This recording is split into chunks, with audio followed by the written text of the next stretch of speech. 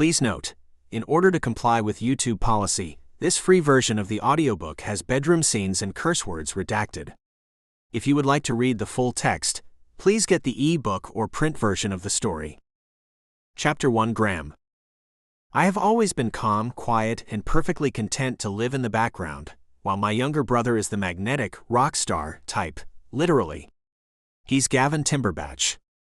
Yes, the one who has stadiums full of screaming fans throwing their lacy skivvies on stage and hoping to shoot their shot with him.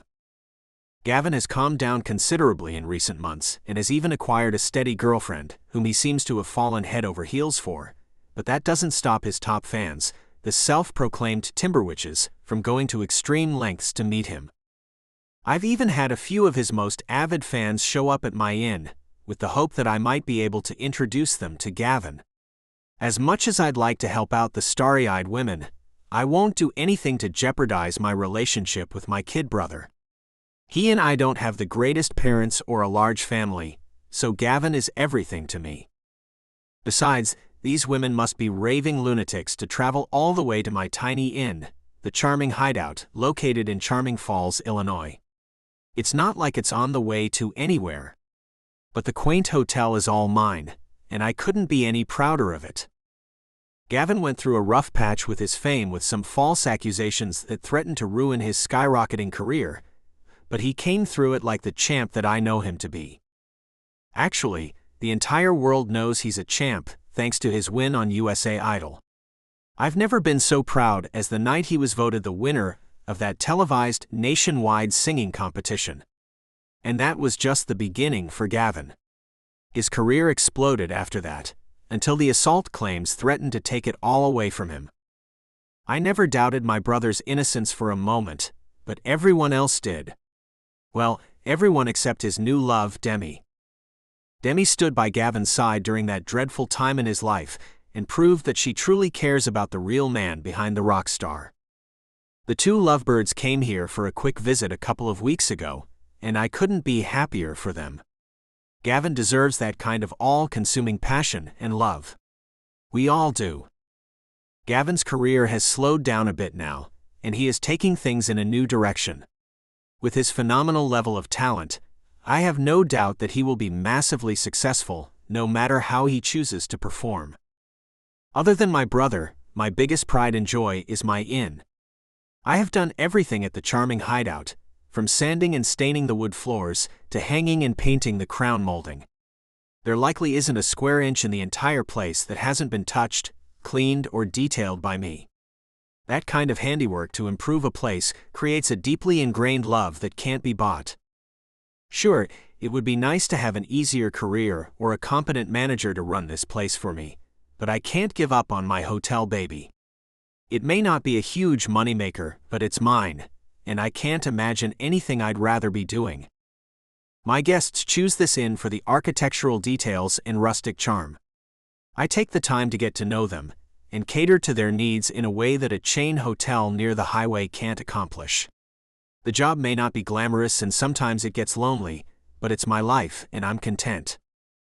Today, I use the midday lull between morning checkouts and evening check-ins to run errands. After stopping by the local hardware store for more painting supplies to continue what seems to be the never-ending touch-ups from dings and scratches on the inn's walls, I head to the grocery store for cereal, peanut butter, frozen dinners, and Oreos, my main food groups. After I load the grocery bags into the back of my trusty old Jeep, I notice Mrs. Swindell ambling out toward her car. The independent, opinionated woman has been a staple in Charming Falls for as long as anyone can remember. I return my cart to the corral and jog over to greet the cranky, older woman. It's a beautiful sunny day, isn't it, Mrs. Swindell? You came all the way over here just to blabber on about the weather? She asks in a grouchy tone. Unoffended, I lean down to say near her ear, "Actually, I rushed over here to flirt with a lovely woman, but I needed an excuse to speak to her." At first, she seems confused by my compliment as she looks around. When comprehension dawns that I was referring to her, she pats her chest before fluffing her silvery blue pin curls. Oh my. Yes, it's a very nice day, Graham. As I reach over to push her cart for her, She immediately slips back into her grumpy tone as she snaps. I can do it myself. Oh, I know that you are a perfectly capable and independent lady, I assure the woman, before adding, but I would be honored to escort you to your car. All right then. She answers primly. Once I load her few grocery bags into her ancient white Cadillac and close the enormous trunk's lid, she says, It's nice to see a young man from your unruly generation with actual manners. In all the years I've been trying to win the standoffish woman over, it's the nicest thing she has ever said to me. I'm quite sure it's the closest she can come to giving a genuine compliment. Before I can thank her, the piercing sound of a siren draws our attention. We both watch as the bright red fire truck heads toward the center of town. After the noise fades, Mrs. Swindell scrunches up her face and says, Looks like they're going downtown to Main Street. I hope your little inn isn't on fire. Even though she likely intended for her words to be kind, an incredibly ominous feeling settles in the pit of my stomach. Suddenly, I know in my heart that something is terribly wrong. Unable to even say goodbye to Mrs. Swindell, I race to my Jeep.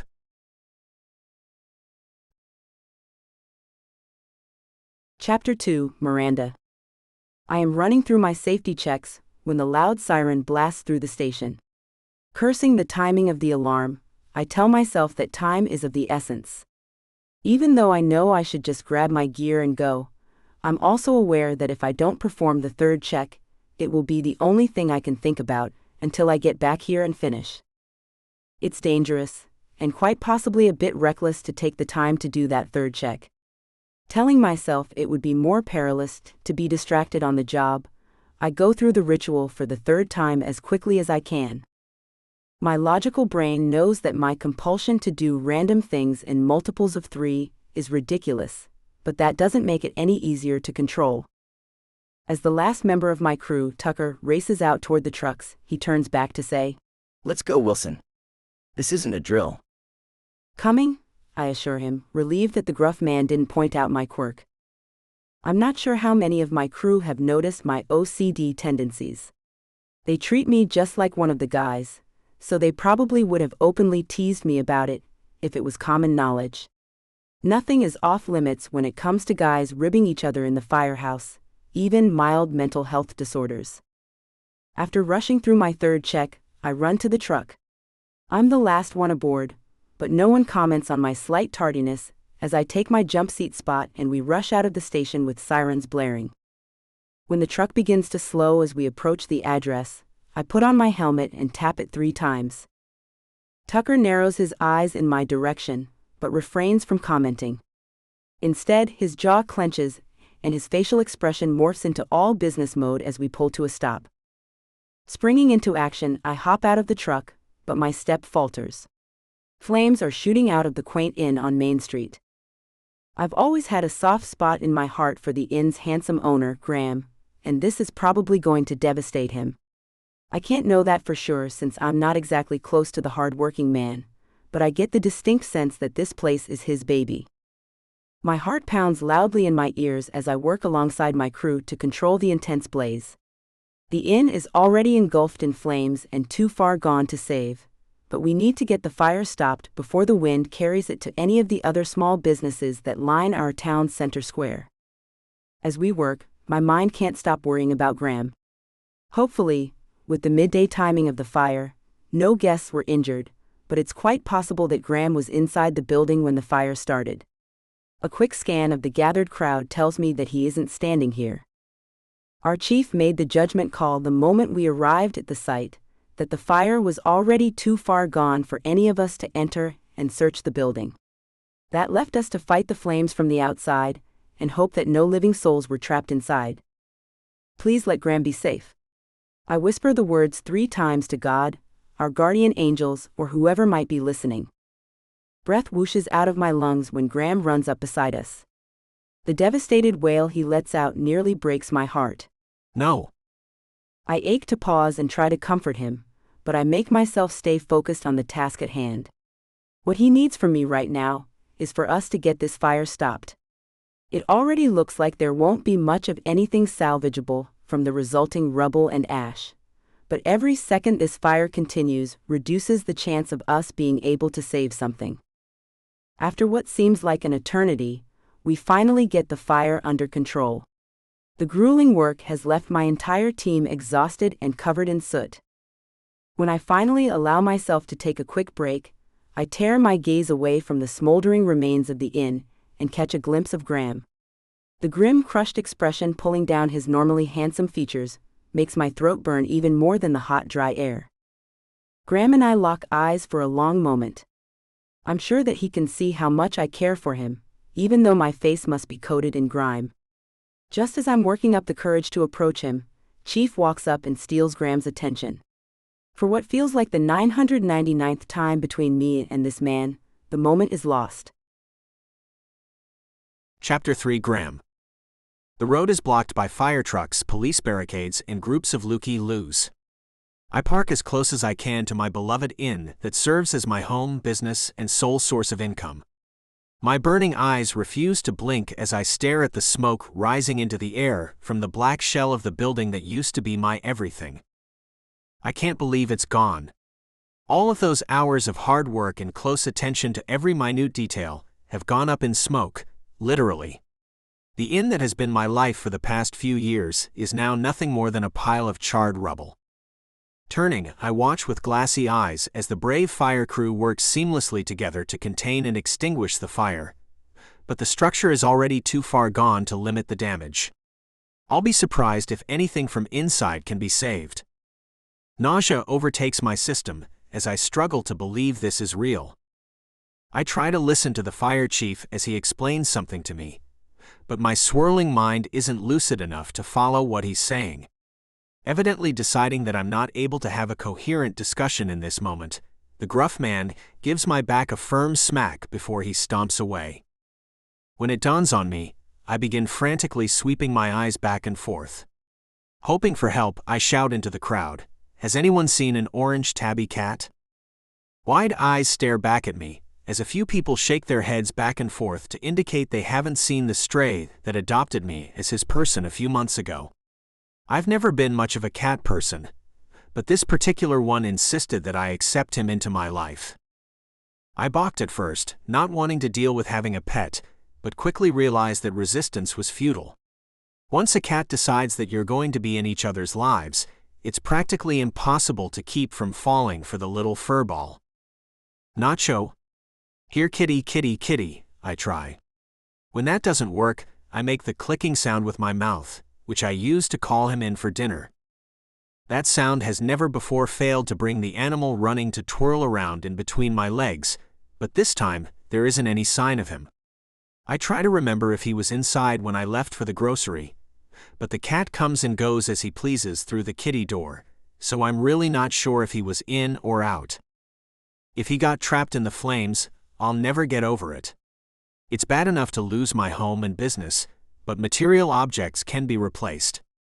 Nacho was a living, breathing one of a kind friend to me. He is one of a kind. I silently reprimand myself for using the past tense in my thoughts about the loving, feisty animal. I grab the arm of a passing fireman. "Please, have you found an orange cat?" No, man. Sorry. He answers, already shaking his arm loose to continue his trek to the rig. "Nacho?" I call out again, silently praying that I'll hear him mewl. Staring at the charred building, I try to decide if it would be of any use to search for the cat inside. I don't have a death wish, but if there is any chance of finding him alive, I'd be willing to risk it. As if the firefighter can read my mind, he suddenly turns back. Don't even think about entering the perimeter to search for your lost pet. It's not safe. Besides, if he's in there, he's already gone. The man's grim tone and stern warning make bile rise in my throat. It's all I can do to swallow it down past the burning lump that has lodged itself uncomfortably in my chest. Suddenly, I see her. Miranda, the charming, attractive, and tough as nails female firefighter I've secretly had my eye on for years, is heading in my direction. She's holding something in her arms. I blink and try to make out what it is, but the smoke makes my vision hazy. When she gets close enough, I breathe out his name on a sigh of relief and run in their direction. "Nacho." Miranda gives me a smile that doesn't reach her pretty eyes as she says, This is one smart cat. He got out of there in time and was hiding in the bushes next door. As she hands him to me, I say, I'm so glad he wasn't inside. Me too. She agrees as the cat clambers up my chest as if he can't get close enough to me. We both chuckle at the animal's obvious relief to see me. Miranda starts to turn away, but suddenly turns back and takes my hand within hers. I'm sorry this happened, Graham. Is there anything I can do to help? You're already doing it, I assure her, indicating her firefighting gear. I'm just glad no one was hurt. After nodding her agreement, she says, In that case, I'd better get back to work. I watch her walk away, admiring the view. The gorgeous woman makes even her bulky firefighting uniform work. A pang of regret strikes as I stare at her. It's obvious by her flirtatious attempts to reach out that she would be open to a relationship with me. If things were different, I'd be delighted to start something romantic with her. Unfortunately, my past mistakes make that impossible. Chapter 4, Miranda. A frustrated sigh emerges from deep in my chest as I stow my gear. I've attempted on multiple occasions to make it clear to Graham that I'm interested in him, but he never acts on my unsubtle hints. When I handed his terrified cat to him earlier, I made sure our hands brushed during the transfer. That simple, light touch took my breath away. My gaze immediately darted to his. His eyes lit up for a brief moment, but then he quickly masked it, as if he wanted to pretend like he didn't notice the palpable electricity between us. Granted, he's dealing with way more than anyone should ever have to right now, but I'd been hoping our eyes would lock in a shared moment of solitude. I can't imagine why he doesn't want to admit that we have an all-consuming magnetic attraction, and having him deny it stings and brings with it a twinge of sadness. Perhaps it's time for me to admit that he's simply never going to reciprocate my feelings and move on. Unfortunately, that's easier said than done. I've told myself for years that I should find someone else, but Graham is the only person in town who piques my interest. Too bad he's done nothing but friend zone me since the day we met. The few dates I've tried to go out on since moving to Charming Falls have been absolute disasters. Most men are intimidated by my job. Firefighters have to be tough, especially female ones. I've learned the hard way that, for the most part, men with office jobs prefer to think of themselves as the big strong hero to a damsel in distress, rather than admit they are dating a strong woman who can take care of herself.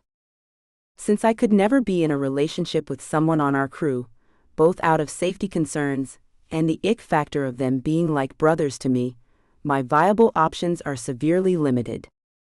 For some reason, I get a vibe from Graham that he wouldn't be bothered by my job. He seems confident and secure enough in his masculinity to handle the traditional role reversal. Of course, I could be wrong about that, but I simply can't imagine him having a problem with me being the hero of our story, if we had a story together. The mood is somber when we return to the station and unload the trucks. It's always a good day when no lives are lost, but it doesn't feel great to know we weren't able to stop the fire before irreparable damage was done. Nice work out there, Wilson. Chief says as he stalks by me on the way to his office. Thank you, sir, I answer, but he's already blown by me. Those generic words are about as close to high praise as the gruff man ever gets, so I'll gladly take it. He seems to have a soft spot for me, as the only woman on his crew, but he's careful to never take it easy on me. Treating me differently wouldn't do either of us any favors. I want to earn my place here, and I work hard every day to prove my worth. Chief's little pet got a good job. Why don't I ever get any compliments from the big guy? Meyer whines. Giving him an exasperated look, I quip, You'd have to do something right for that to happen, Meyer.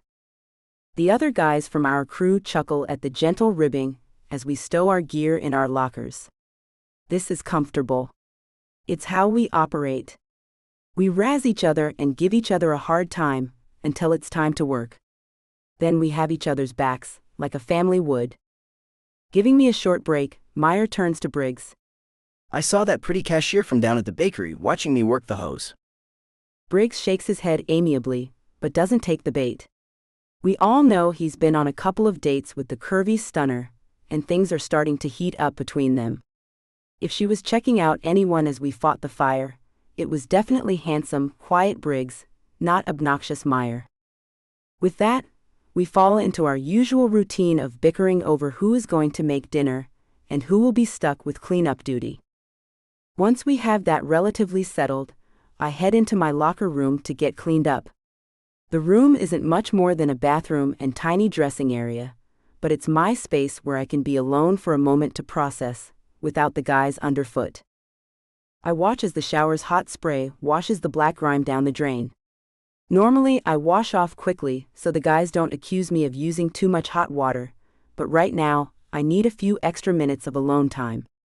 The steamy water beats down on my tight shoulders and releases some of the tension stored there. As is usually the case, my thoughts drift back to Graham. Today, I have an excuse for him being top of mind. He just lost everything in that fire. I ache to reach out to comfort him, but I'm unsure if it would be a welcome gesture. Even as I'm reminding myself that he clearly isn't interested in pursuing a relationship with me, I'm already planning out in my mind what I'm going to say when I check on him.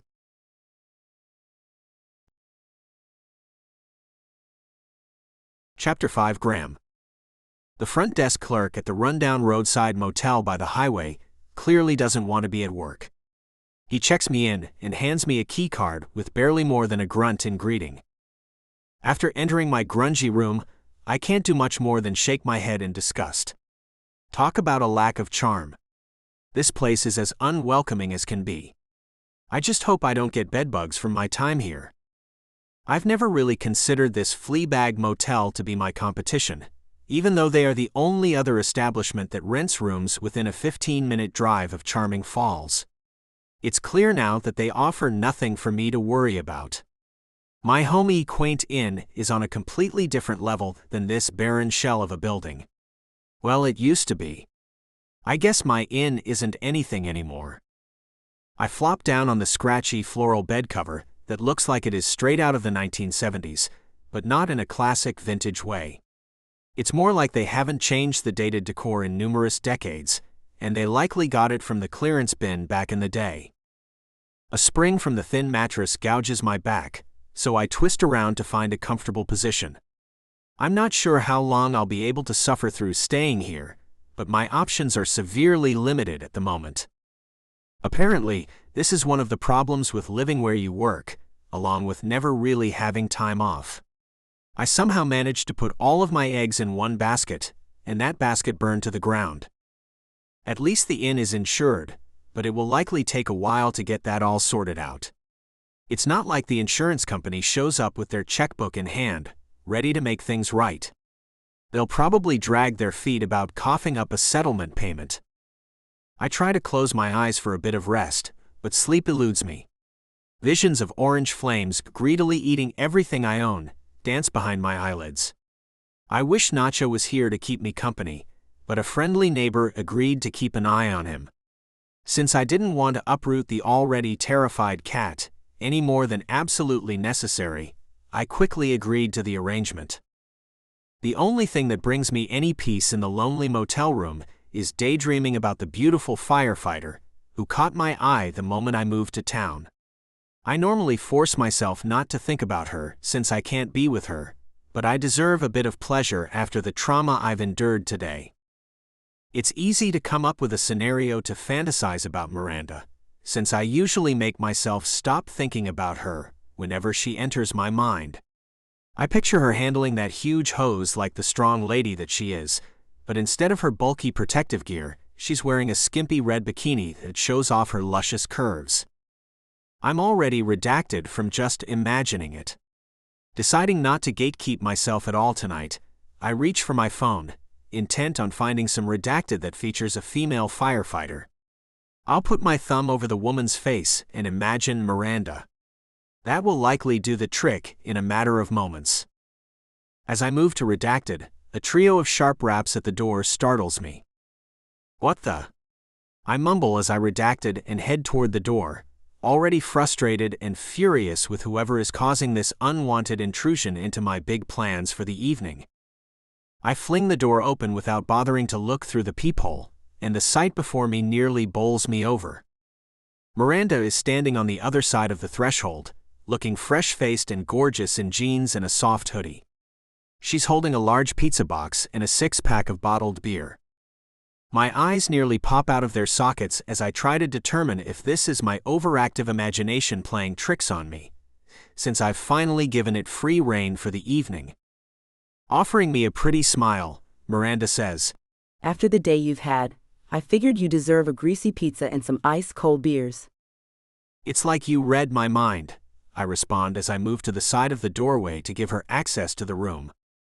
Whoa, it's no Charming Falls Inn, is it? She says as she takes in the room's cheesy decor. "No, but there is no Charming Falls Inn anymore," I remind her in a flat tone. Her face crumples as if she has made a huge faux pas. She gives her leg 3 nervous taps before she mutters, I'm sorry. I shouldn't have said anything. Wincing at the knowledge that I've made her feel guilty, I say, "No, don't worry about it. I have to get used to the fact that I've lost everything. Not talking about it won't change that harsh reality." No, I suppose not.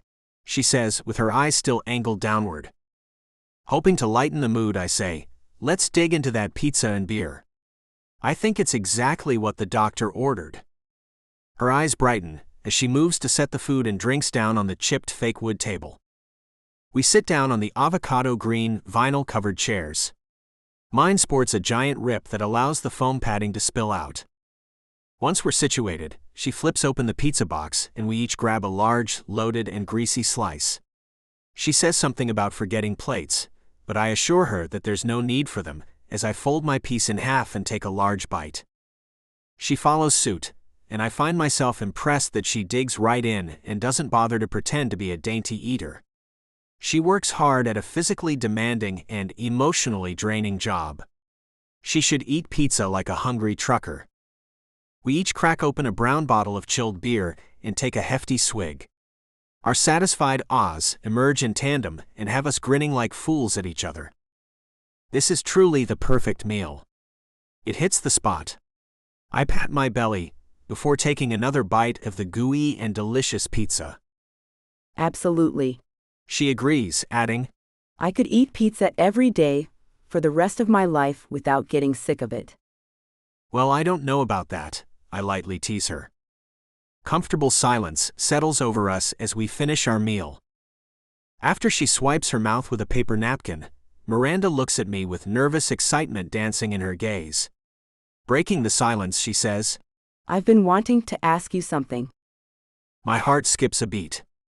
As much as I know this simmering tension between the two of us shouldn't turn into anything more, I can't stop myself from hoping that it will. Unable to stand the suspense, I say, "Go ahead." When she speaks, her voice is huskier than normal. From the day we met, I've felt like there is an undeniable, magnetic attraction between us. I give the faintest of head nods. While I don't want to lead her on, she doesn't deserve to have her feelings hurt. She swallows as if she's summoning the courage to continue. Why haven't you ever acted on it? It's a bold question. I guess I should expect nothing less from the strong, no-nonsense woman. I clear my throat in an obvious attempt to stall for time. She keeps her unwavering gaze locked on me, not letting me off the hook for a moment. Rubbing my hand along the back of my neck, I finally answer, "It's not that I haven't wanted to pursue a relationship with you. It just isn't a good idea for us to be together." Lifting her chin, she asks, What if I think it is a good idea? "Trust me, it isn't," I answer in a flat tone. At her narrow-eyed gaze, I expand. "I can't go into the details with you, but it's for your own good." How about if you let me decide what is in my own best interest? Miranda asks as she stands up and whips her hoodie and t-shirt over her head. The air bursts from my lungs as she reaches down to redacted. Trying not to watch but mesmerized by the glorious sight of her undressing for me, I say in a gravelly tone, "You're making it darn near impossible for me to resist you." Stepping out of her jeans and standing before me with her luscious curves covered only by thin wisps of lace and silky fabric, the irresistible woman says simply, Then don't.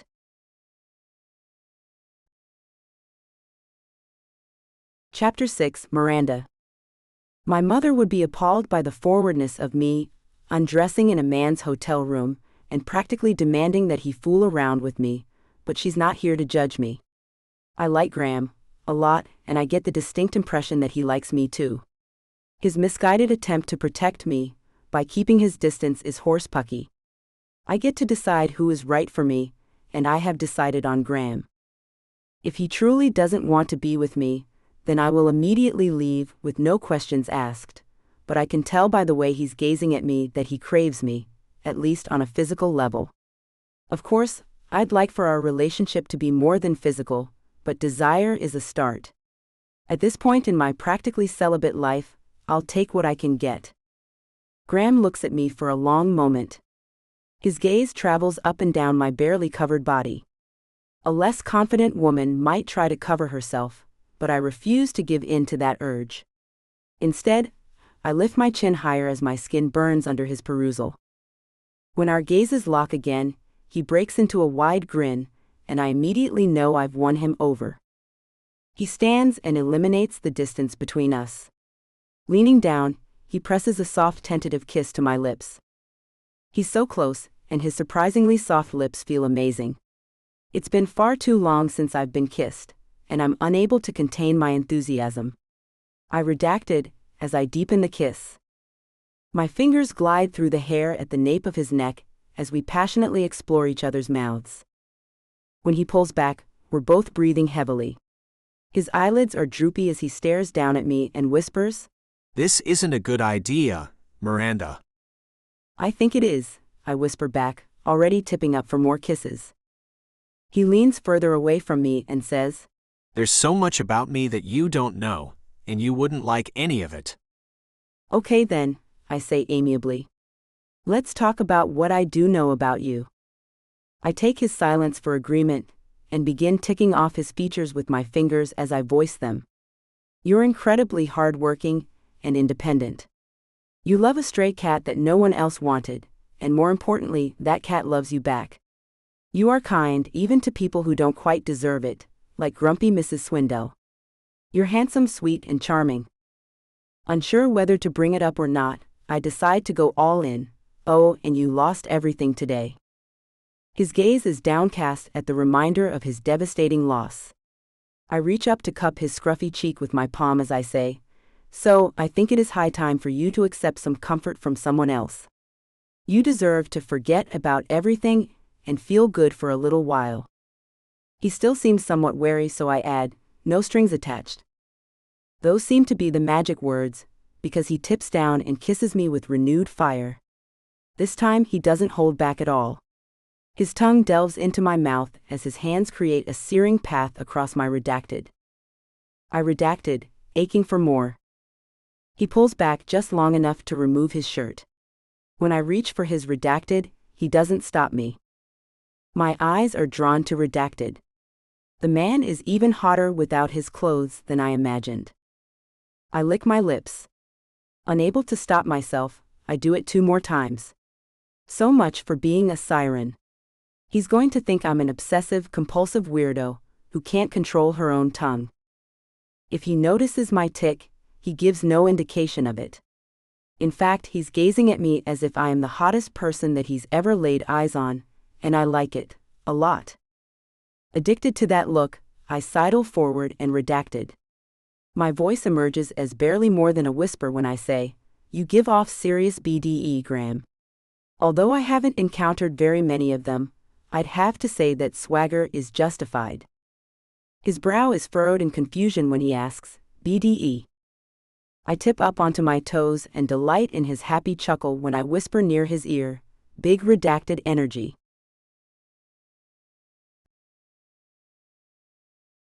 Chapter 7, Graham. My good intentions and willpower both sailed right out the window when Miranda showed up at my hotel room with food, beer, and an obvious determination to get me into bed tonight.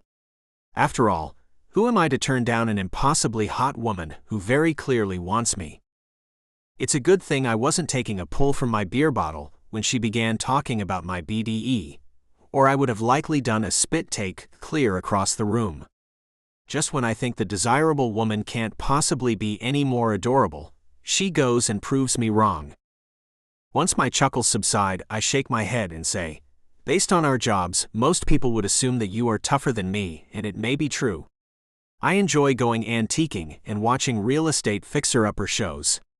Considering your phenomenal physique, I'm guessing you like to spend your time lifting cars and wrestling alligators. She giggles at the ridiculous mental image. Leveling a serious look down at her, I say, but you should know that I like to take charge in the bedroom. I expect to be the redacted in our relationship. After swallowing and blinking 3 times, her voice comes out a little shaky when she says, I'm okay with that. My job requires me to always be tough enough to keep up with the guys, but it doesn't stop me from daydreaming about being redacted. Happy to oblige her, I swiftly do just that. She gasps in surprise at the sudden move, but when I tip down to crush my lips to hers, she quickly recovers. This time our kissing is different, raw and tinged with desperation for each other. When redacted, spurring me on. Instinct takes over as I lean down to kiss the long column of her neck. As the tip of my tongue glides across her smooth skin, she breathes out the word. More? With one hand redacted, I use my free hand to redacted. She arches her back, practically begging for my attention on her redacted. My palm is magnetized to her warm, soft skin. She is so responsive as I redacted. Once her hands are free, they delve into my hair and redacted. That bit of encouragement is all I need. Her redacted. She redacted as if no matter how much I give, she wants more. Her obvious need for me is heady and addictive. I'm happy to give her anything she wants. My hands cradle the soft skin at her sides. As I redacted, my palms glide down and grip her hips. She redacted. I redacted. Grabbing the redacted, I tip back on my heels to take a long look at her luscious body. She quivers under my admiring, desirous gaze. Anticipation practically crackles in the air between us as I take my time redacted. She's redacted, and her eyes are half-lidded as if it's all she can do to keep them open and trained on me. I turn my face to the side and redacted. When I'm almost redacted, she rears her head back and cracks it against the paneled wall. Concerned for her, I stand and reach back to caress the area. I'm fine, she assures me. Her expression is filled with desperation. I'm sure she would say anything to get me to redacted.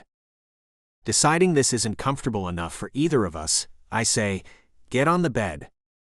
My demanding tone doesn't cause her to pause for even a moment. Instead, she immediately moves to comply with my request. I pull back the covers and situate a pillow under her head. After tenderly kissing her forehead, I ask, are you sure that bump didn't give you a headache? Don't worry about my head, she whispers. Giving me a sly smile, she adds, the only thing on me that aches is redacted. The surprised chuckle bursts out of me when she redacted. Not wanting to torture either of us any longer than necessary, I say, I'll bet I can take care of that. With those confident words, I move down and redacted.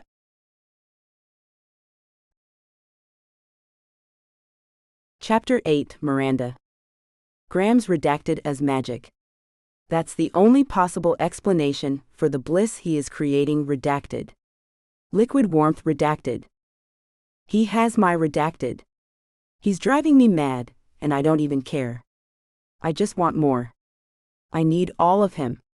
I'll gladly take anything he will give me. I redacted. My fists ball and grip handfuls of the overly bleached bedsheet. My body is wound so tight, it feels like the slightest trigger will detonate a massive internal explosion. As much as I want this anticipation to last, I also want to let go. I turn my head from side to side, fighting the urge to redacted. This time when Graham resumes redacted, we make eye contact. His eyes are filled with desire, and, Even though I know it can't possibly be true, it appears that they are also shining with love. That warm, loving look is all it takes to start the spiral within me. Unable to hold back any longer, my gaze rolls back to the ceiling as my breath begins coming in frantic pants and my heart nearly pounds out of my chest. Graham reaches up to clasp one of my hands without stopping the redacted. I squeeze his hand and redacted. He pauses just long enough to say, "That's it, baby. Redacted." When his redacted, I have no other choice but to obey his request. My redacted. I'm still redacted when Graham moves up my body. At some point he redacted.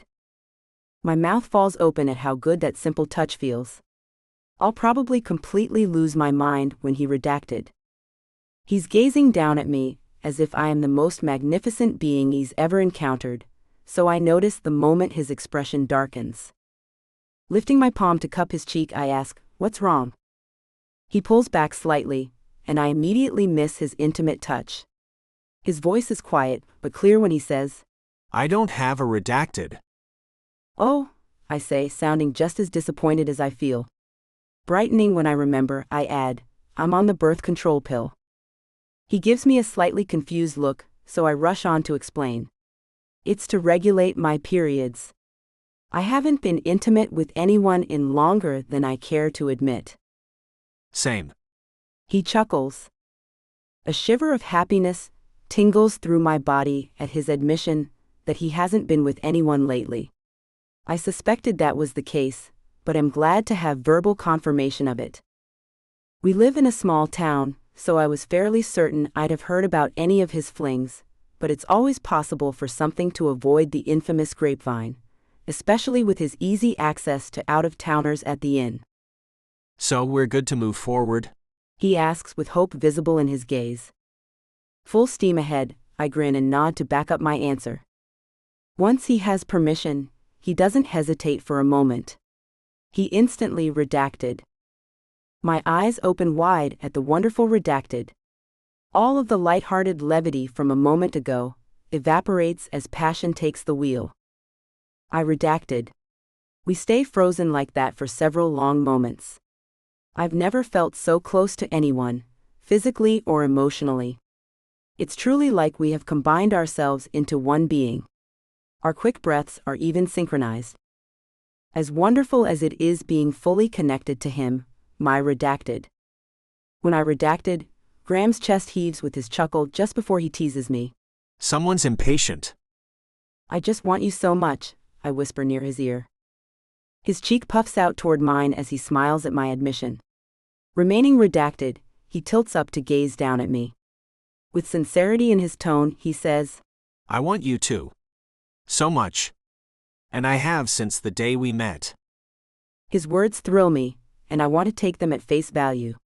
But I can't help noticing how his eyes darken with concern. Not wanting the answer, but unable to stop myself from asking, I prompt him. But I. He pauses and seems to rethink telling me something. Eventually, he says, "It's a little late to worry about that now." He emphasizes his words by redacted. Refusing to let this perfect moment be ruined by vague concerns, I murmur, "Absolutely. Soon we are lost in each other." We redacted. When he redacted, I redacted and say, "I don't think I can." "You will." He growls out the command near my ear, as his rough fingers redacted. I'm helpless to stop the tidal wave that once more rises within me. Graham switches between redacted. He says in a gravelly tone, "I want to feel your redacted." As if his wish is my command, the naughty talk sends me over the edge of the cliff. My redacted. He presses his face into my collarbone as we redacted. His redacted. Satisfaction washes over me as we flop down on the bed, completely spent. He feels like he weighs 1,000 pounds redacted, and I couldn't be any happier about it.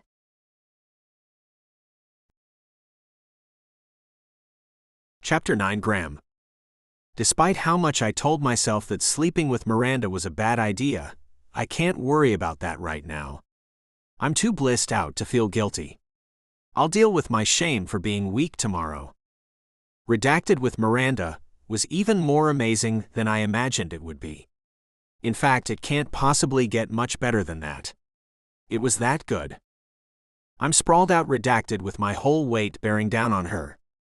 I know I should move and let her take a deep, full breath, but it feels so good to rest on her. It's the most fully relaxed I've been in years. Although I know I shouldn't fall asleep on her, my eyelids refuse to stay open. Maybe if I just close them for a second. The jangling of my cell phone startles me awake. I'm so disoriented, I have no idea if it's been 5 minutes or 5 hours. What I do know is that my body feels better than ever. It's like being a teenager again. I've been Miranda-fied, and I like it. As much as I'd love to ignore my phone, the tune playing is one of my brother's hits, which I set as his ringtone. He's likely returning my frantic call from earlier when I left him a message about the fire at the inn. I groan as I roll off Miranda to reach for the blaring device on the peeling laminate bedside table. She lets out an unhappy mewl, so I say, "My brother is probably worried about me after hearing about the fire. I should take this, but I won't be long." After nodding her agreement, Miranda stands and pads into the bathroom as I answer the phone with an abrupt, "It's about time you called me back, bud." Gavin apologizes profusely for missing my call and explains that he left his phone in his dressing room while he rehearsed for a show. I let him off the hook by saying, "There's nothing you could have done anyway. The inn is destroyed." If my little brother notices that my voice cracks at the end of that statement, he gives no indication of it. Instead, he immediately goes into fix-it mode. What can I do to help? Do you need some cash to tide you over? Do you want me to have my assistant track down the best construction crew in your area? While I appreciate his willingness to help, I really just wanted to vent to someone who cares about me, so I say, "Nah, bud. Thanks, but the place is insured and I have enough money in the bank to survive for a while. I'll hit you up for cash if that runs out." We share a chuckle because we both know that I am too proud to accept a handout from my kid brother, even though he is a super successful, famous musician who would be happy to do it. Miranda flips the bathroom light on and off 3 times before returning to bed. I finish my chat with my brother. His hectic schedule never leaves him much time to talk, but I know he'll always be there for me if I really need him, and that he would do anything for me. When we hang up, I turn to face the beautiful firefighter in my bed. Grinning at her, I joke, "My busy rock star brother finally found time to check in on me after the fire." Oh, I forgot that you are related to Gavin Timberbatch. Your different last names throw me off, she says. Yeah, he changed his name from Timber when he first started out in the music biz. I think it's because he wanted his groupies to be called Timberwitches, but he denies that was his plan. Miranda chuckles. I love the sound of it. Suddenly, what she said fully sinks in. You forgot I was related to him? He's the first thing most women want to talk to me about. In fact, I've been used many times by his raving fans, hoping to get an in with Gavin. After an appalled gasp, Miranda scrunches her eyebrows together and says, "That's awful. What is wrong with people?" I don't know. I smile at the adorable woman, who is so different than anyone I've ever known. Even when we were kids, Gavin always had that it factor that the ladies seemed to love. I am the older brother, but girls were always using me to get close to him. Miranda cups my cheek with her cool palm. I'm so sorry that happened to you. It must have been tough. There are some perks to having a rock star brother. I try to downplay the hurt I've suffered from Gavin's magnetism and fame, but Miranda's beautiful, clear eyes seem to see right through me. Needing to change the subject, I say, "But guess what?" What? She asks, her eyes alight with anticipation. Hearing that you forgot I'm related to him has to be about the sweetest thing ever. How about if I show you my appreciation in the shower? The words are barely out of my mouth before Miranda jumps up and runs toward the bathroom. Like any sane man, I lunge out of the bed and hurry after her.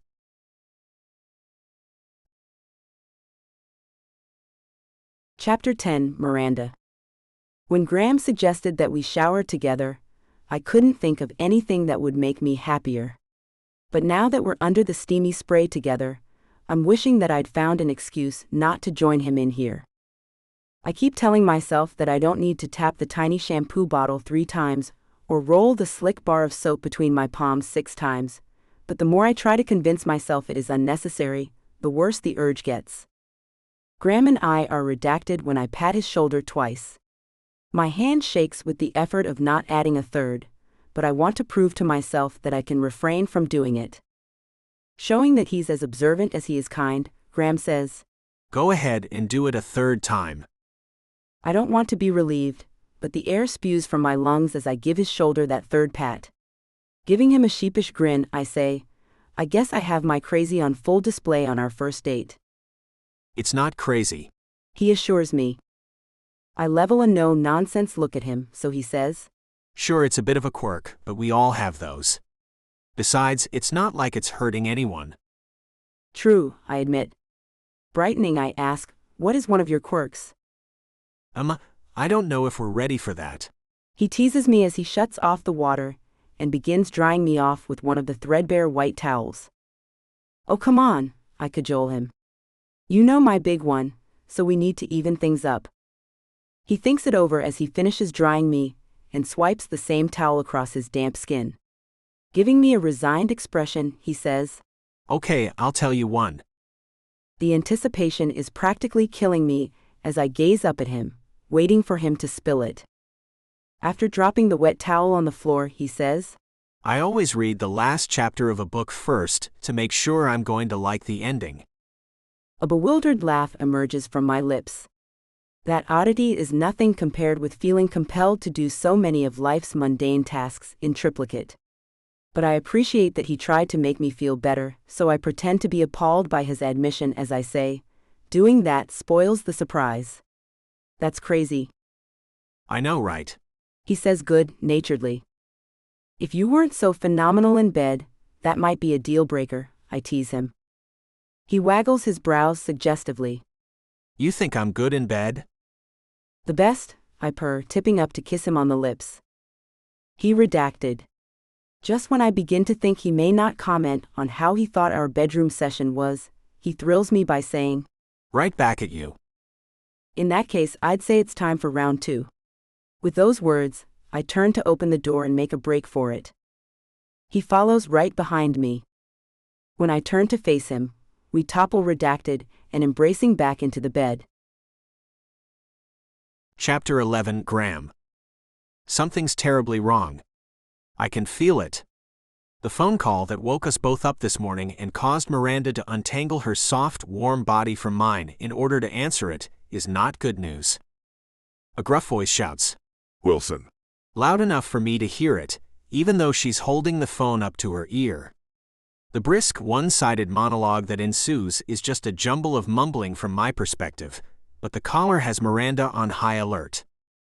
Miranda and I just had the best night of my entire life, but now she's practically bristling with angry energy. She's sitting upright in the bed with the sheet pulled up to cover her, and I can tell by her clipped responses that she is censoring her half of the conversation, most likely because I'm here. Yes, sir. I understand, she says in a professional tone. After listening for a bit longer, she says, Thanks for the update, Chief. I'll head right into the station. As soon as she hangs up, I reach my arms out toward her, hoping she'll rejoin me in bed for a few more minutes of cuddling. She ignores my gesture, opting instead to stand up, taking the bed's sheet with her. I watch, confused, as she carefully tucks the white sheet tight around her chest and begins snatching her clothes from the floor. After the night we had, her sudden modesty makes no sense. Placing my elbow on the pillow, I lean up to ask, Is everything okay? No, not really. She answers crisply as she stomps toward the bathroom. Suddenly stopping, she turns to face me. Her complexion is overly pale when she asks in a flat tone, Did you start the fire at your inn? Her question absolutely floors me. I gape at her, wondering if this is some type of sick joke, but it's obvious from her strained expression that she is dead serious. My eyebrows snap together as I answer, No, of course not. Why would you think that? Although she sags with a tiny bit of relief at my response, I can tell that she doesn't fully believe me. She runs a hand through her hair before saying, The investigators determined that the fire was arson, and they found an empty gas can with a pair of your work gloves in the inn's shed. They think that is proof that I started the fire? I practically spit out the words. Disbelief swirls with anger as I add, the inn is my home and my place of business. I'm bad about keeping the gas can for the lawnmower full, and there are probably 20 pairs of my work gloves spread throughout that shed. She nods, but her expression remains somber when she hints. That's not all. I stare at her, silently telling her to rip off the bandage. The tech team did a deep dive on your social media. Thanks to the LifeChat data breach, they were able to locate private messages between you and someone named Xander, where you threatened to burn down the inn for the insurance money. She says in a quiet tone. Blood swirls in my head as I slowly shake it back and forth. I get the distinct impression that I might pass out, even though I've never done so before. When my vision finally clears, I see that Miranda is looking at me like she doesn't know me at all. The disappointment in her gaze nearly guts me. No, you don't understand, I say a bit too sharply. She flinches, so I sit up in the bed and temper my tone before adding, this is all a big misunderstanding. Xander is my cousin. He just bought a small beachside hotel in Alabama. We like to commiserate with each other about the intricacies and challenges of owning a hotel. The constant maintenance tends to completely take over your life, but we both love what we do and wouldn't change it for anything. Then why did you say you wanted to burn it down for a payout? She asks. I was joking, I half shout. She bugs her eyes out at me, so I take a deep, calming breath before continuing. Sometimes the unending work list seems overwhelming, but I love my inn. That place is my whole life. I would never set it on fire. In hindsight, the joke was in poor taste, but it truly never crossed my mind that it might actually burn to the ground. I still can't quite believe it happened. Well, if it was you, it wasn't a very smart move because the insurance won't pay out for arson. She tells me. It wasn't me, I whisper. Suddenly remembering, I add, I wasn't even there. I was at the grocery store. Mrs. Swindell saw me. Standing and pointing toward the closed avocado green and golden yellow striped curtains covering the window, I add, my groceries are still in the back of my Jeep. I was so distraught by seeing my home as a raging inferno that I completely forgot about them, until now. I can show you. She takes a step back away from me, which makes my heart ache in my chest. That won't be necessary. It dawns on me then that I'm not dressed. With her current concerns about my character, it's only natural that she is uncomfortable with me moving toward her. While I grab my underwear and put them on, she scurries toward the bathroom. Just before closing the door, she says, I'll just be in here a minute, then I'll be out of your hair. I long to say that her leaving is the last thing I want, but I sense that isn't what she wants to hear from me right now. Her lack of trust in me is confirmed when the click of the bathroom door's lock echoes throughout the room.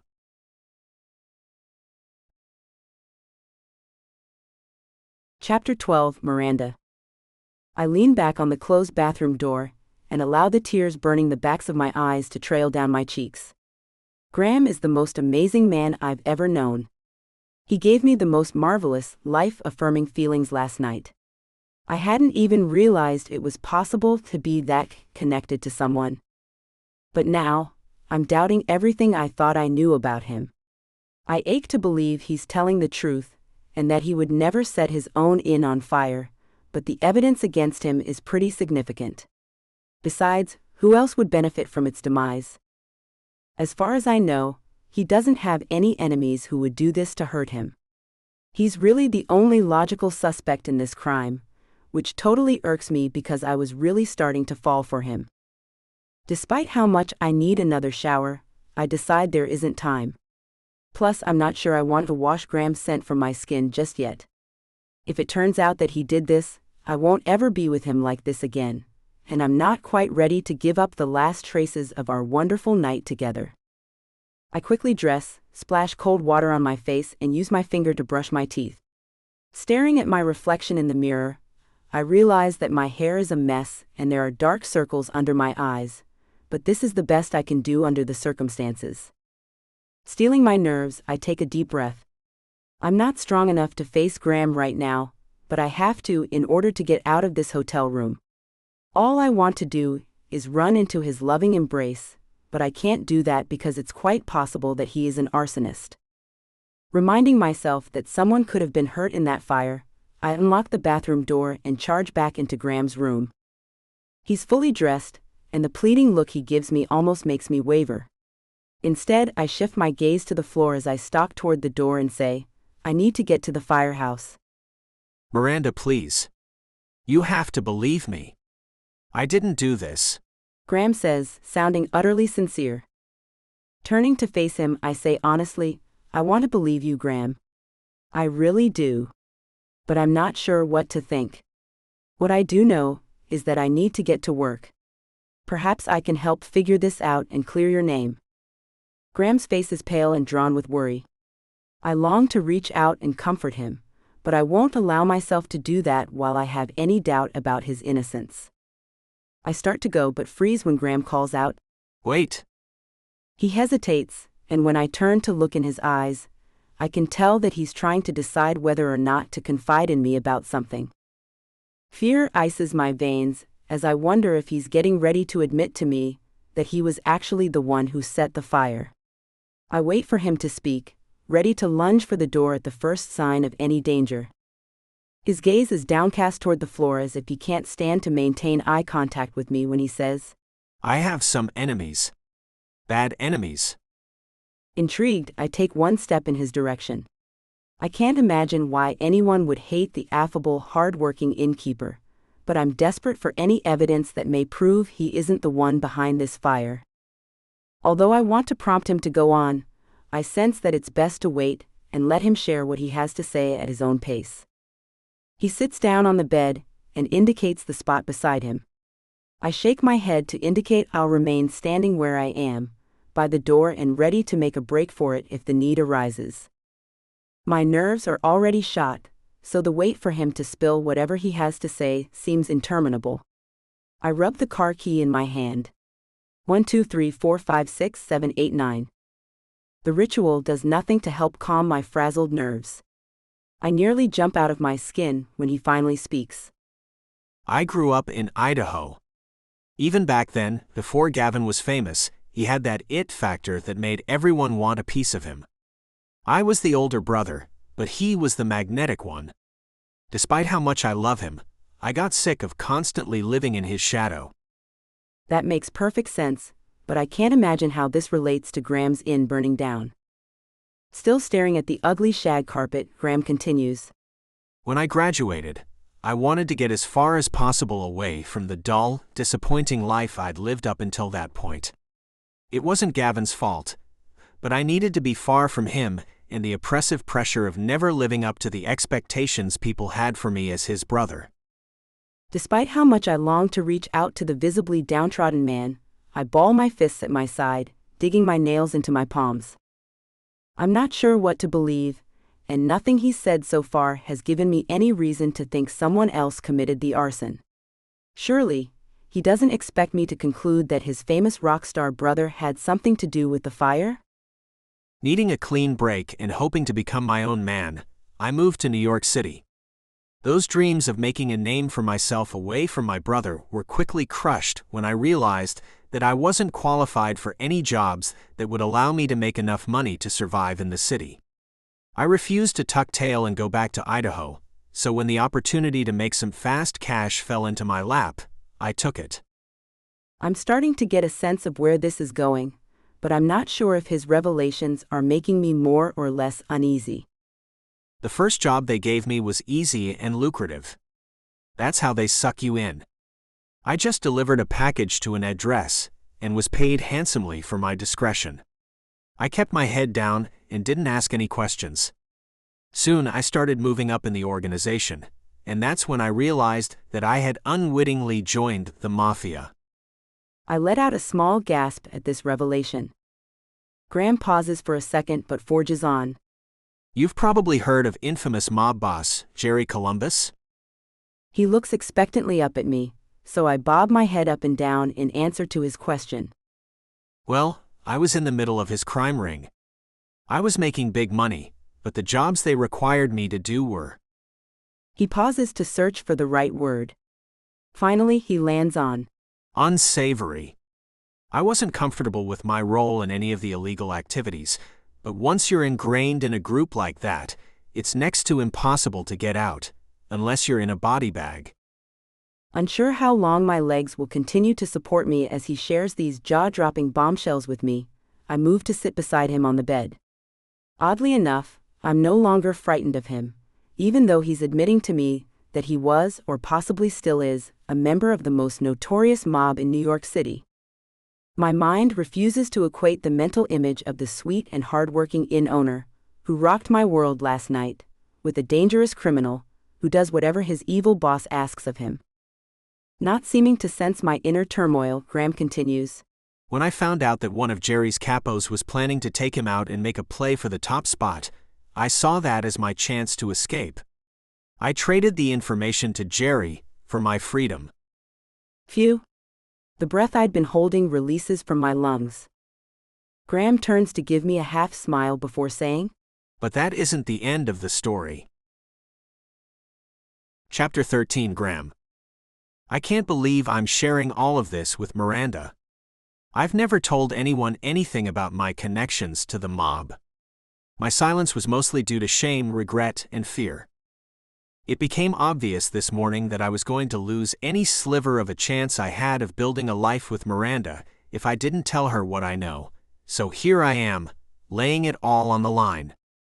She is perched on the edge of the bed, as if she is ready to run at a moment's notice. Not that I blame her. The woman just found out the man she spent last night with is a terrible criminal. No one deserves that, especially not a wonderful, upstanding person like Miranda.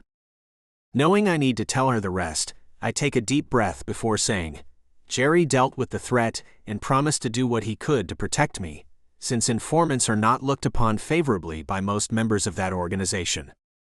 Miranda nods and says quietly, Snitches get stitches. I chuckle, unable to believe how calm she is. Apparently, some of the capo's crew figured out that I was the one who talked to the boss because I've received several threatening letters at the inn. Miranda's eyes widen at this news, but she remains quiet. Hoping to make her understand, I say, My dangerous enemies are the reason why I've always kept you at arm's length. I couldn't risk you getting dragged into my mess. But last night I was so devastated, I let my guard down. I'm sorry for not protecting you better. Lifting her chin, she says, I can protect myself. I wouldn't expect anything less from the strong, stubborn woman. But she doesn't understand the full magnitude of what we're dealing with here. Under normal circumstances, I would totally agree with you, but these people are ruthless. Since they feel their capo was wronged by me, they'll stop at nothing to get revenge. If they find out I care about you, your life will be in danger, and I won't risk that. Looking at me with renewed faith shining in her gaze, Miranda says, I'm glad you told me about this, but I wish you had trusted me enough to confide in me earlier. We could have faced this together. It fills me with joy that she is firmly by my side, even after hearing my shameful secrets, but I can't allow her to put herself at risk. Don't you see? We can't be together. You'll never be safe with me in your life. She frowns before saying, But they burned down your inn. They took your home and your livelihood. Isn't that enough revenge for any wrongdoings they feel you've committed? Resigned, I slowly shake my head. It will never be enough. Besides, even if they leave me alone for a while, I'll never know when they might strike again. I can't put you in that kind of danger. But that means they are stealing your entire life. You can never be happy with anyone if you're always worried about them showing up at some point and hurting those that you love. You'll always be stuck alone and looking over your shoulder. That isn't fair. I love how outraged she is on my behalf. Having made peace with the situation a long time ago, I say, This half-life is still better than being ingrained in the organization and doing their bidding. At least I can live quietly, without being forced to commit crimes that go against everything I believe in. Maybe I'll slip under their radar after a while, or they'll find new targets to torment. They don't get to steal your happiness. Miranda says with fire burning in her eyes. Give me the letters, and I'll take them to the chief. We'll make sure the responsible parties are tracked down and prosecuted to the fullest extent of the law.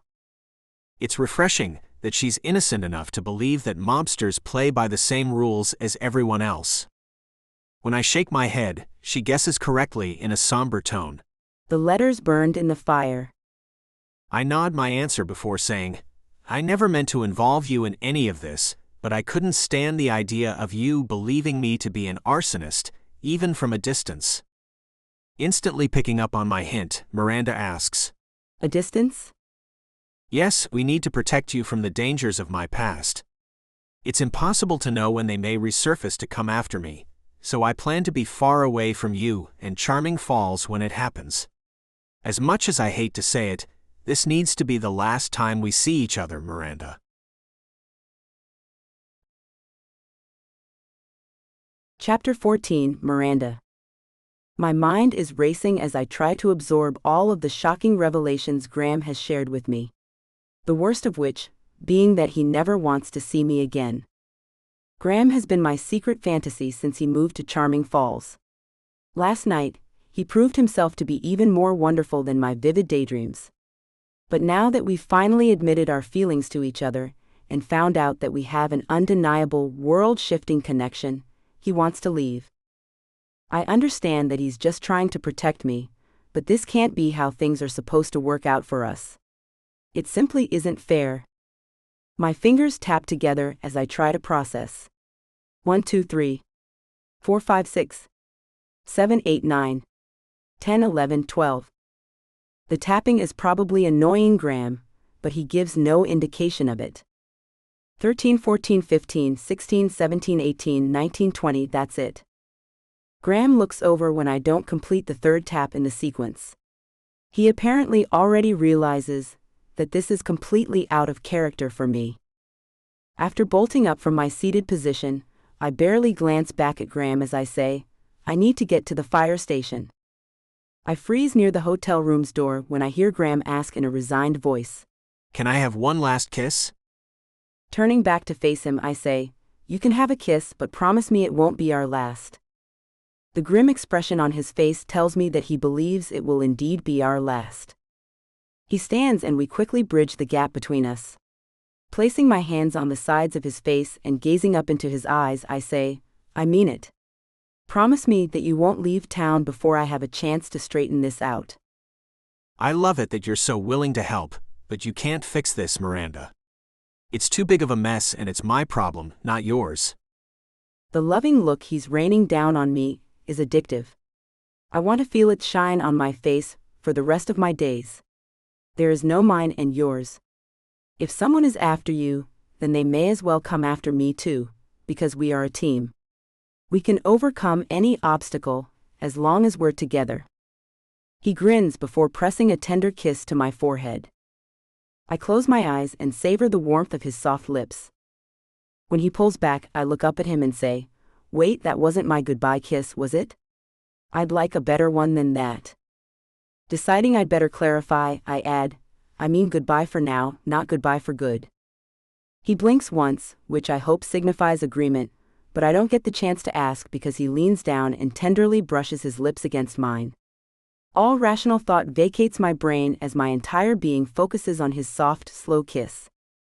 When Graham deepens the kiss and sweeps his tongue into my mouth, I moan, completely lost in the sweet sensation of our affectionate connection. I wrap my arms tight around him and try to wordlessly convey the love and forgiveness I feel for him. As much as I don't want to let him go, I know that the sooner I get to work and take care of what I need to, the sooner I can be back in his loving embrace. I pull back slightly, but Graham clings to me for a moment. He clearly doesn't want to let me go, but he forces himself to release his hold on me. Pressing my index finger to his lips, I say, I'll be back as soon as I can. Don't leave. He nods, but I can tell by the resigned look in his eyes that he thinks this is the end for us. Chapter 15. Graham. I care about Miranda far too much to let her put herself in any danger for me. It's bad enough that the brave woman fights fires for a living. She doesn't need to be putting herself at risk with ruthless mobsters on my behalf. As much as I don't want to leave this town that has become my home, or the incredible woman who has stolen my heart, I know that I don't have any other choice. I need to get out of here before I'm targeted again. My guess is that the next time they come, they won't stop at just destroying property. These are the kind of criminals who prefer to exact their revenge by drawing blood, and they like to start with the loved ones of their prey. If they find out how much I care about Miranda, she'll be in extreme danger. There aren't any belongings for me to pack in my Jeep, since I don't have anything left. I take one long last look around the cheesy motel room, where I spent the most unforgettable night of my life. I need to sear the memories of it into my brain, since I won't ever again have the privilege of being with the woman of my dreams. I grab the package of Oreos from the grocery bags still sitting in the back of my Jeep. After scarfing down a few of them and guzzling half of a cold Coke from the motel's vending machine, I decide that my breakfast of champions should give me enough energy to drive for a few hours. Even though I know I should leave and never look back, I can't stop myself from turning the Jeep toward the center of town. I need to see the remnants of my beloved inn one last time in order to imprint it on my brain that it's truly gone. After parking, I get out of the Jeep and stare at the smoldering pile of rubble that has been my entire life for the past few years. The charred black and gray remains create a stark contrast with today's crisp, clear blue sky. I've spent countless hours upgrading every tiny detail in this place, and now it's been completely destroyed. Even if by some miracle, I got the money to rebuild and felt it was safe to do so, the place would never be the same. All of that time, care, and elbow grease went up in flames, obliterated in a matter of minutes. A few passers-by give me wide-eyed looks, but no one speaks. It makes me wonder if the rumor has already started spreading that I am suspected of setting the fire. There's no communication system faster than a small-town grapevine, especially when the story is as juicy as arson. Reminding myself that I shouldn't worry about what any of these people think, since I'll never be able to come back to this place again, I say a final, silent goodbye to the bare-bones superstructure and ashes that are all that is left of my homestead and business. The last thing I want to do is leave Miranda or Charming Falls, but I know in my heart that is exactly what I must do. If the only way to protect what I love is to keep my distance from it, then that is what will happen, even though the mere idea of abandoning my home and the woman I love is crushing my heart. I close my eyes, tip my head back, and take in a deep breath. Once I'm far from here, I'll call to arrange a meeting with Jerry Columbus to get this mess straightened out. Jerry will be furious that any of his underlings struck out on their own against me. Hopefully, he'll figure out who did this and make sure they don't track me down in my new home. With my plan in place, I walk with renewed determination back to my Jeep. After making an illegal U-turn in the middle of the road, I speed towards the outskirts of town. It's tempting to look in my rear view mirror, but I refuse to glance back. I need to keep my focus on what's ahead of me, even though it's not anything I want. At first, I think the sound is in my imagination. Perhaps wishful thinking has convinced my ears that they are actually hearing the sound they most crave. Then I realize it's quite possible that the siren is real, and it's a cop chasing me down for the U-turn or for speeding through the center of town. Even though I warn myself not to look back, I have no choice but to use the rear view mirror as the blaring noise draws closer. I blink a couple of times, almost unable to believe my eyes. Sure enough, a red fire truck is racing after me. It hits me then that the arsonists may not have stopped at burning down my place. They might have struck again. Fear ices my veins as I realize that Miranda's apartment is on this side of town. I'll never forgive myself if her property has been damaged. And if she's been hurt. Well, I can't even think about that. I pull the Jeep over to the side of the road, planning to follow the fire engine to make sure they aren't headed to Miranda's place. To my surprise, the truck slows and pulls to a stop right behind me. Confusion and worry swirl together in my head as I try to figure out what's going on. Do they still think I started the fire and are trying to keep me from leaving town? Has there been another fire? Did something happen to Miranda? The potential reasons for them to chase me down like this invade my brain, and none of them are good.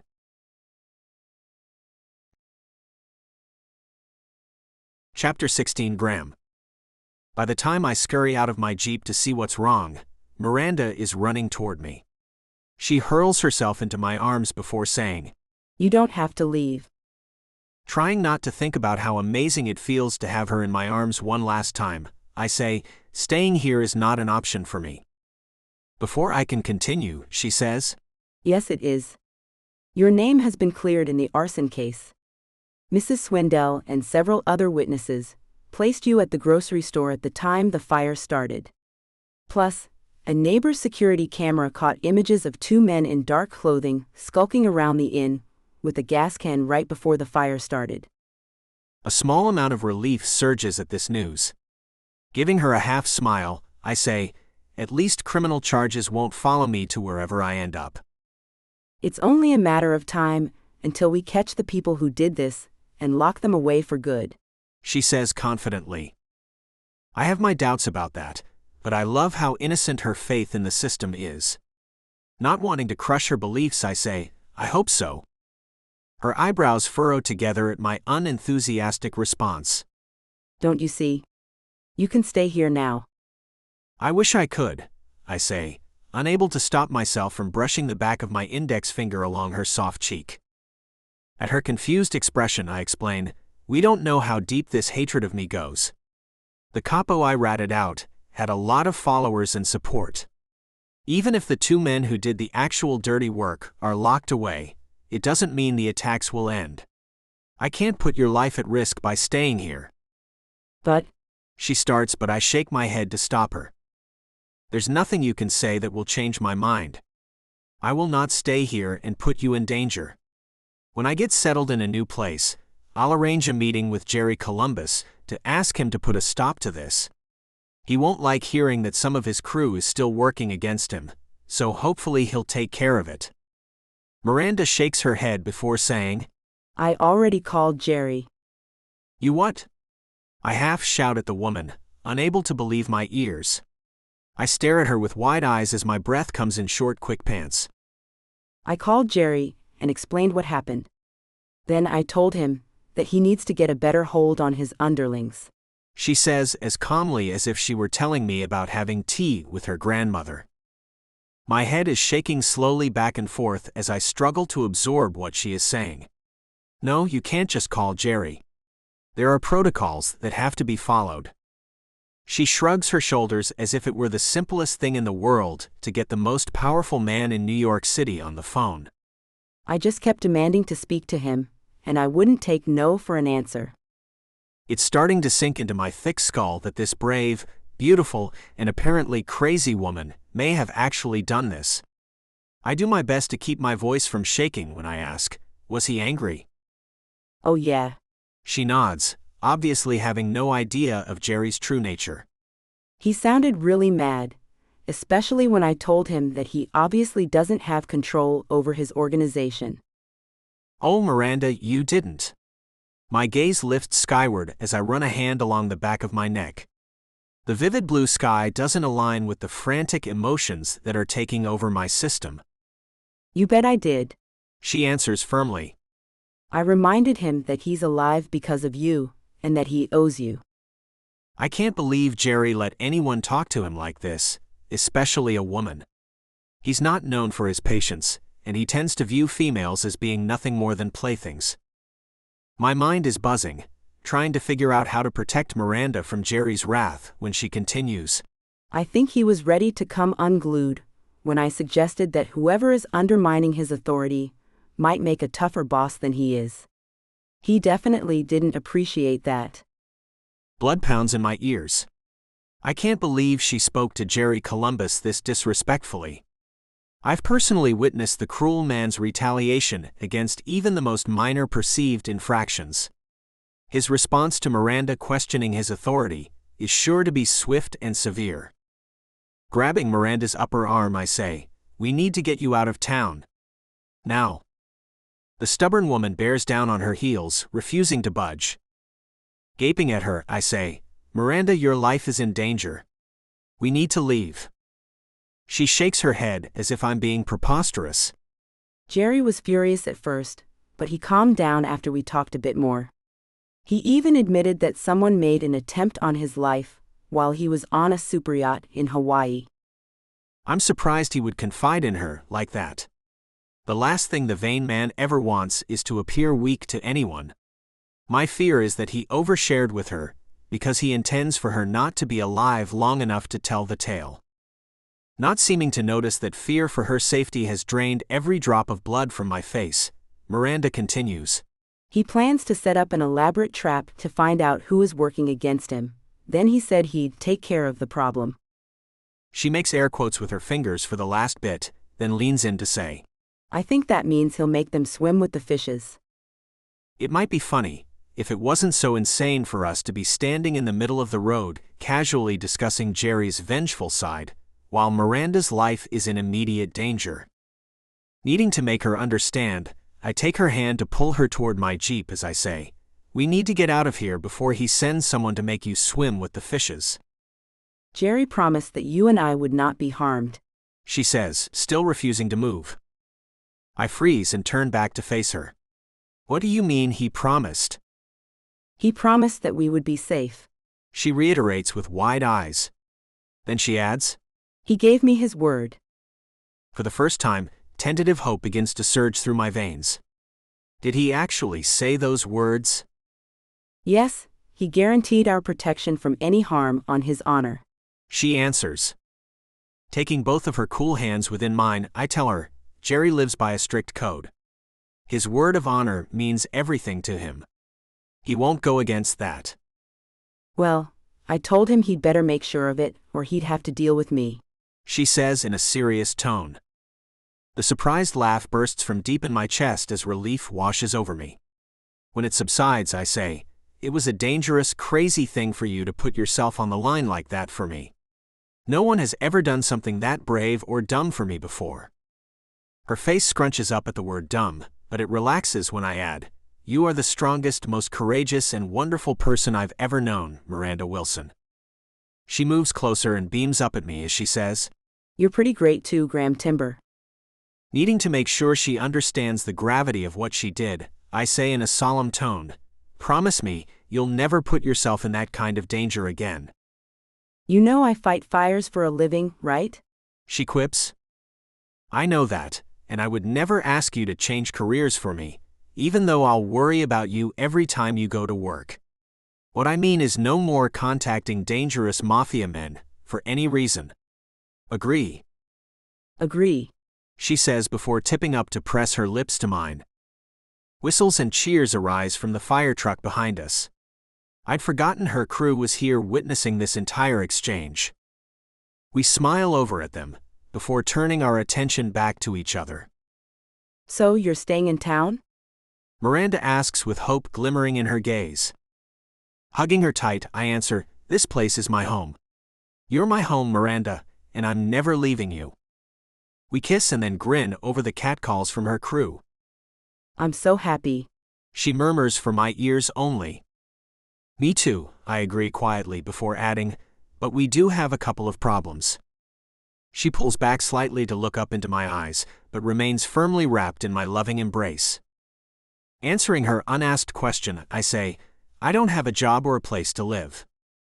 In a confident tone, she tells me, we'll figure it out in the same way we'll do everything from now on. Together.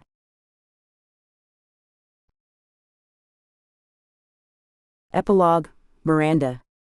Thanks to my first on-the-job injury, I have discovered another of Graham's wonderful, lovable traits. He is the most tender caregiver in the world. He seems to have an innate sense of anything I may want, and brings it to me before I even have a chance to ask. When he delivers a steaming mug of chamomile tea and a plate with 3 Oreo cookies to me, I smile up at him and say, I don't know what I ever did to deserve such an amazing man in my life, but I'm not going to question my astounding good fortune. You really gave me a scare, He says, with concern drawing his handsome features down as he sets the teacup and cookie plate on the bedside table. Downplaying what happened, I say, I just got the wind knocked out of me. It's really no big deal. When his expression remains somber, I try to lighten the mood by saying, besides, it only hurts when I breathe. Not funny. He whispers, but the corners of his lips turn upward. Shifting his attention to my lap, he says, And you probably don't need this lazy lump weighing down on you.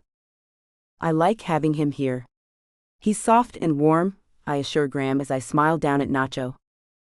I'm glad the two of you have bonded, but I think he may like you even more than me. Graham says as he adjusts the pillows behind my back before handing me the tea. We understand each other, I say, before blowing on the hot beverage and taking a tentative sip. After Graham sets the mug back on the table for me, I rub the sweet tabby cat's soft ears 3 times. In response to the attention, Nacho kneads his claws into the fuzzy blanket on my lap 3 times, pauses, then adds 3 more. I have no idea if the cat understands my irrational desire for multiples of 3, or if it's his own quirk, but he seems to always follow the same rule. It's oddly reassuring. Are you sure you're going to be up to going to my brother's concert tomorrow evening? It's no problem if you want me to call and tell him we can't make it this time. He offers. Giving the thoughtful man a wide smile, I say, I love it that you are so concerned about my well-being, but I am fine. At his uncertain expression I add, I promise. Besides, isn't this concert in Chicago the last time Gavin is going to perform his classic hits? We don't want to miss that. Yeah, it's his last hurrah as a rock star with a big stadium show before he tones his music way down and switches exclusively to low-key venues with less fanfare, so it's sure to be a great show, if you're positive that you're up to it. His tone raises at the end, so I nod my head to confirm that I want to go. Giving him an ornery grin, I say, besides, I'm dying to meet this talented brother of yours. Is he as handsome in person? Hey now? Graham murmurs as he leans in and playfully nuzzles my ear. I giggle and say, he may be a famous rock star, but I'm sure he's nothing compared to you, my love. I can't keep the excitement out of my tone as I tell the crew about last night's concert. Gavin dominates the stage. It's really a sight to behold. And then, when he announced that all of the proceeds from the show were going to rebuild his brother's inn, the crowd went wild. It was absolutely electrifying.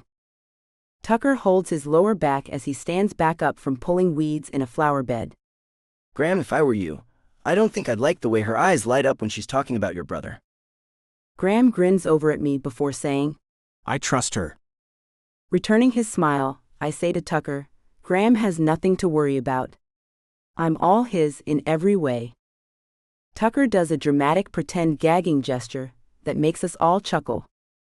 When Mrs. Swindell emerges from her modest home with the tray of lemonade glasses, we all take a break and greedily guzzle down the chilled beverage. It's really kind of you to help me out like this. The normally grumpy woman says. We're happy to be of assistance. Graham tells her as he sets his empty glass back on the tray and picks up the paintbrush that he's been using to touch up her front window's frame. He doesn't mention that it was his idea to come clean up her yard and perform the minor outdoor repairs her house needs. When I told my crew that the older woman had received a warning letter from her homeowners association about the lack of maintenance and upkeep on her property, they all quickly volunteered to come help us with the work. Well, I appreciate it. Mrs. Swindell says, before heading inside with the empty glasses. Proving that she's still as cantankerous as ever, she turns back and warns us in a stern tone. Don't trample my flowers. We aren't back to work for long when Graham's cell phone begins ringing. There is a definite smile in his tone when he answers. Hi, Camille. Tucker raises his brows in my direction as Graham walks away to have some privacy for his call, but I shake my head to let Tucker know I'm not worried. Camille sounds like a pretty lady's name, and there is no denying Graham sounded happy to hear from her, but I have complete faith in my man. After a few minutes, Graham returns. Without me having to prompt him, he says, That was Camille, a childhood friend who grew up with us in our neighborhood. She lives in Indianapolis now, and she was hoping I'd be the Bachelor of the Month for a matchmaking group she belongs to. Tipping his head to the side, he explains, Actually, her first choice was Gavin, but she already knew from the internet that he's unavailable. So, she was going to settle for me, since I live fairly close to Indy. His light chuckle doesn't sound at all bitter about being second choice to his famous brother. For the first time, a bit of insecurity creeps in and threatens to devour me. Staring down at my work gloves, I squeeze the manual clippers I've been using to trim the overgrown hedges. 1, 2, 3, 4, 5, 6, 7, 8, 9. Trying my best to keep my voice even and steady, I ask, Are you going to do it? Graham immediately sidles right up behind me and wraps his arms around me. He hugs me tightly from behind as he murmurs near my ear, Of course not. I'm taken. The rumble of his words sends a delicious shiver down my spine. Unable to keep my curiosity at bay, I ask him in a quiet tone, If we weren't together, is Camille someone you would date? No way. He answers immediately. I turn to face him, so I can gauge his sincerity. Seeing my questioning look, he adds, I could never date Camille. She's too much of a drama magnet. In fact, the reason we hung up so abruptly from our call is because she had a pig at her door. A pig? You mean an actual real pig? I ask, almost certain that I must be misunderstanding. I think so. He answers, shrugging his wide shoulders. We share a chuckle at the mental image before I say, Well, she sounds interesting. That's one word for it. He agrees. My life isn't nearly that exciting, I admit, although I'm sure he has already noticed that. Our life is perfect because I get to be with you. He whispers. Delighted by his marvelous response, I tip up on my toes and press my lips to his. Tucker walks by and grumbles in a droll tone. Get a room. I squeal in surprise as Graham sweeps me into his arms and responds, Great idea. The guys on my crew all pause the finishing touches on their work and turn to watch as the love of my life carries me to his Jeep and whisks me away into our happily ever after. Sustainable Christmas tree farmer Leo Sullivan is a passionate environmentalist who is constantly at odds with golf course owner and careless stream polluter, Camille Ellis.